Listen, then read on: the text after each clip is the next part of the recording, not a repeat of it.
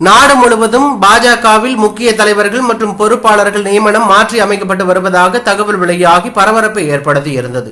அந்த வகையில் தமிழக பாஜகவிலும் புதிய தலைவர் விரைவில் தேர்வு செய்யப்பட இருப்பதாக தகவல் வெளியாகி பரபரப்பை ஏற்படுத்தி இருந்தது. இந்நிலையில் தற்போது தமிழக பாஜக கட்சியின் மாநில தலைவர் பொறுப்பிலிருந்து அண்ணாமலையை தேசிய மேலிடம் நீக்க உள்ளதாக தகவல் வெளியாகி பரபரப்பையும் அதிர்ச்சியும் ஏற்படுத்தி இருந்தது. மேலும் அவருக்கு பதிலாக எம்எல்ஏ நயினார் நாகேந்திரனை புதிய மாநில தலைவராக நியமிக்க பாஜக மேலிடம் முடிவு செய்து உள்ளதாக தகவல் வெளியாகி உள்ளது. மேலும் இதுகுறித்த அதிகாரப்பூர்வ அறிவிப்பு விரைவில் வெளியாகும் என்றும் தகவல் வெளியாகி அரசியல் வட்டாரத்தில் பெரும் பரபரப்பையும் அதிர்ச்சியும் ஏற்படுத்தி உள்ளது.